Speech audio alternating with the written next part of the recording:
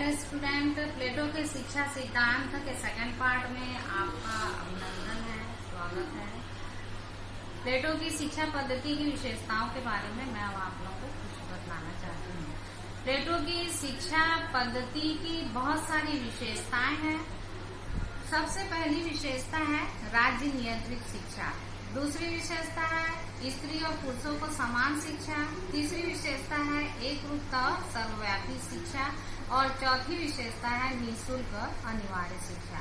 तो प्लेटो की शिक्षा पद्धति की विशेषता में राज्य नियंत्रित जो शिक्षा है उसको सबसे महत्वपूर्ण माना गया है, क्योंकि प्लेटो का यह मानना है कि स्पार्टा की जो शिक्षा व्यवस्था है वो राज्य पर नियंत्रित है और निजी जो शिक्षा होती है जैसे कि एथेंस में थी, यह एकांतरी और विभिन्नता को पैदा करती है। इसलिए ऐसी शिक्षा को वह उचित नहीं मानता है।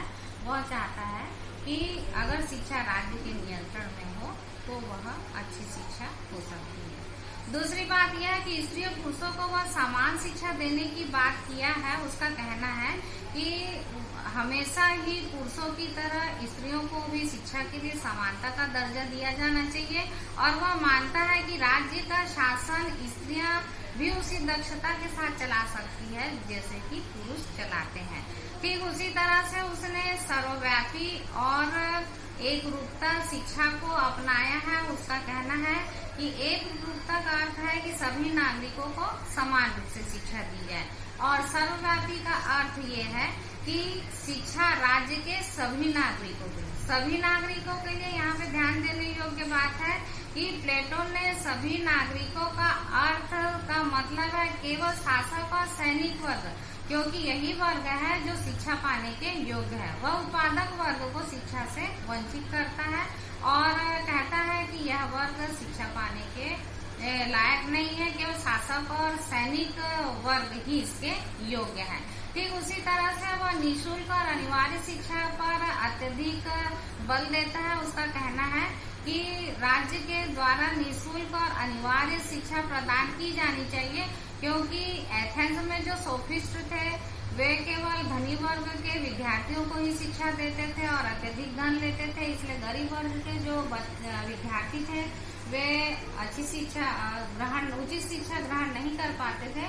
तो उसका यह मानना है कि शिक्षा हमेशा निःशुल्क और अनिवार्य होना चाहिए और यह राज्य द्वारा संचालित होना चाहिए।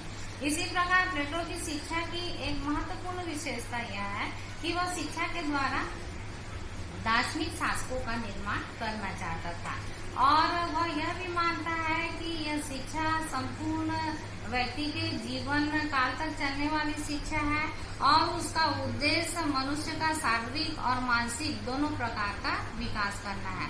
प्लेटो की जो शिक्षा है वह आयु और वर्ग के आधार पर बढ़ जाती है और इसी आधार पर उसने प्रारंभिक और उच्च शिक्षा को भी स्वीकार किया।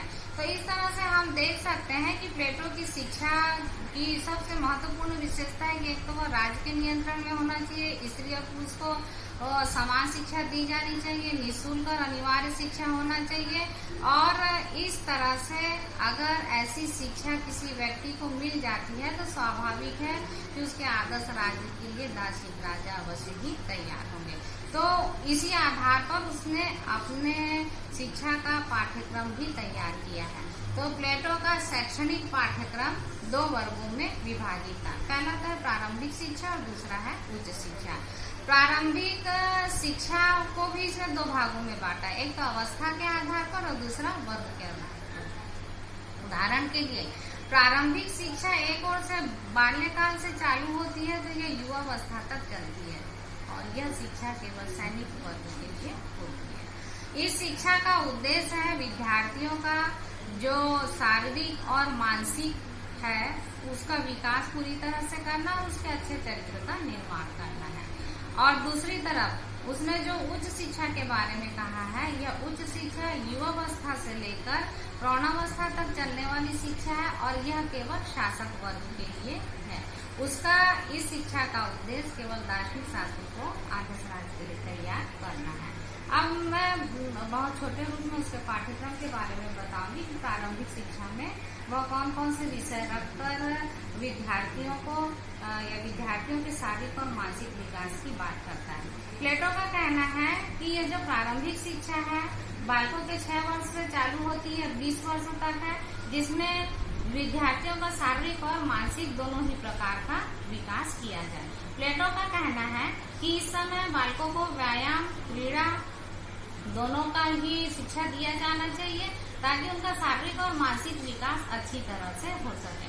प्लेटो का कहना है कि जिस प्रकार आत्मा के विकास के लिए संगीत की शिक्षा आवश्यक होती है, ठीक उसी प्रकार से मनुष्य के विद्यार्थियों के शरीर के विकास के लिए व्यायाम का होना भी अत्यंत आवश्यक है। प्लेटो ने इस समय अच्छा उदाहरण दिया है और कहा है कि व्यायाम अध्यापक को ऐसे डॉक्टर की तरह कार्य करना चाहिए जिससे कि वह विद्यार्थियों की शारीरिक दुर्बलताओं को दूर कर सके और दुर्बलताओं को दूर करते हुए उसका शारीरिक विकास कैसे होता है इस प्रकार की औषधि उसको प्रदान करें। ठीक उसी तरह से अगर किसी व्यक्ति का मस्तिष्क का विकास नहीं हो रहा है तो संगीत के माध्यम से उसका मस्तिष्क का विकास किया जाना चाहिए। आत्मा का विकास संगीत से होता है, इसलिए उसने संगीत को भी महत्वपूर्ण माना है।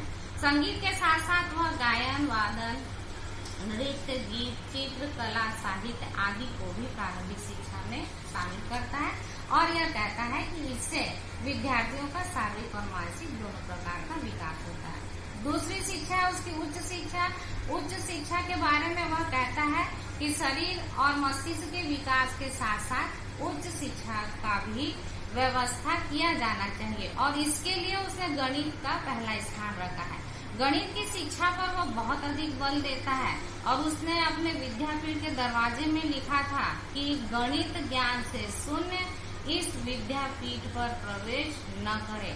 मतलब जिसको गणित का ज्ञान नहीं है तो वह इस विद्यापीठ पर न आए। इसके साथ साथ वह इसमें तर्कशास्त्र, ज्यामिति और ज्योतिष शास्त्र आदि विषयों को भी रखता है ताकि विद्यार्थियों का मानसिक विकास अच्छी तरह से हो सके। इसका मुख्य उद्देश्य है वह दार्शनिक शासक को तैयार करना चाहता है, इसलिए दार्शनिक शिक्षा भी उसने यहाँ पर व्यवस्था की।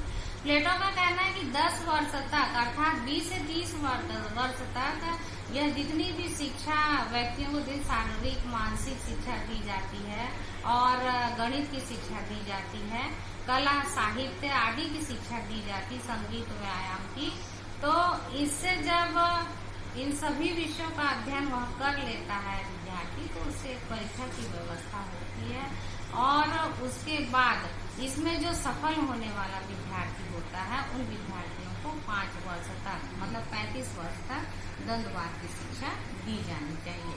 द्वंद्ववाद की शिक्षा से जब वह पास हो जाता है तब वह आगे बढ़ता है। अब 35 वर्ष की शिक्षा के बाद उसने एक और व्यवस्था की है 50 वर्ष तक की शिक्षा। तो इस 50 वर्ष तक की शिक्षा में वह 15 वर्ष तक सैद्धांतिक ज्ञान की शिक्षा को रखा है और कहता है कि इससे दार्शनिक शासक को व्यवहारिक शिक्षा प्राप्त होगी। और इसके पश्चात वह कहता है कि इस शिक्षा के बाद जो दार्शनिक शासक है उसको अपने जीवन के अंतिम क्षणों तक शिक्षा को प्राप्त करते रहना चाहिए और जब तक कि वह पूरी तरह से शासक जो है अच्छी तरह से आदर्श राज्य को या आदर्श राज्य की प्राप्ति इसमें सहायता प्राप्त करे। प्लेटो की शिक्षा पद्धति का उद्देश्य मुख्य रूप से दार्शनिक शासकों का निर्माण करना है जो कि बिना किसी स्वार्थ के शासन का कार्य चला सके और आदर्श राज्य की स्थापना कर सके। प्लेटो की यह मान्यता है कि जब तक दार्शनिक राजा नहीं होंगे तब तक विश्व के राजा दर्शन के ध्यान के लिए अगर प्रेरित नहीं होंगे तो राज्य कितनी भी अच्छे कार्य कर ले वे अपनी बुराइयों से मुक्ति पा नहीं सकते हैं। इसलिए प्लेटो शिक्षा के माध्यम से दार्शनिक शासकों को तैयार करना चाहता है जिससे कि उसका राज्य विद्वानों का संत हो सके। प्लेटो की शिक्षा योजना की कई तरह से आलोचनाएं भी की गई है। जैसे प्लेटो ने जो रिपब्लिक में जिस शिक्षा के बारे में बात की है उसकी बहुत अधिक आलोचना की गई है और कई तरह से उसकी उपेक्षा की गई। और आलोचना के बारे में कई बातें हैं। जैसे इसमें उसने उत्पादक वर्ग की उपेक्षा की है, केवल शासक और सैनिक वर्ग को शामिल किया है। दूसरी बात कि प्लेटो की शिक्षा योजना में विविधता को शामिल नहीं किया गया है। तीसरी बात कि उसने साहित्य की उपेक्षा की है। चौथी बात कि स्त्री और पुरुष को समान शिक्षा दी है, और अगर लंबी अवधि तक उसकी शिक्षा योजना चलती है, जैसे 35 से 50 वर्ष तक, और व्यवहारिक ज्ञान की शिक्षा दार्शनिकों को देता है, तो मनुष्य के जीवन में और कितने वर्ष बच जाते हैं कि वह इतनी लंबी शिक्षा को प्राप्त करते रहे। छठवीं बात कि व्यक्ति के विकास का हर जगह उसने उपेक्षा की, केवल राज्य के बारे में बदलाया है। ठीक उसी तरह से शिक्षा योजना में उसकी कई तरह की असंगति पाई गई है, और सबके विचार का उसने जो बात कहा उसके बारे में भी उसने कहीं कोई स्पष्ट नहीं किया है। तो इस प्रकार से हम देखते हैं कि उसकी कई प्रकार की आलोचना की गई है। परंतु हमको यह नहीं समझना चाहिए कि शिक्षा का सिद्धांत उसका महत्वहीन है। प्लेटो के शिक्षा सिद्धांत का अपना भी बहुत महत्व है, क्योंकि प्लेटो ही एक ऐसा विचारक है जिन्होंने यह बतलाया कि शिक्षा के द्वारा ही मनुष्य के मानसिक रोगों से उसको मुक्ति दिलाई जा सकती है। प्लेटो का यह कहना है कि जिस प्रकार से शासन करना एक कठिन कला है, तो उसके लिए एक विशेष प्रकार की शिक्षा दीक्षा की आवश्यकता होती है, और इसी शिक्षा दीक्षा के माध्यम से वह दार्शनिक राज्यों को तैयार करना चाहता है। तो निसंदेह रूप से हम यह कह सकते हैं कि जो रिपब्लिक है व्यापक रूप से एक विश्वविद्यालय है, एक चर्च है और एक परिवार है।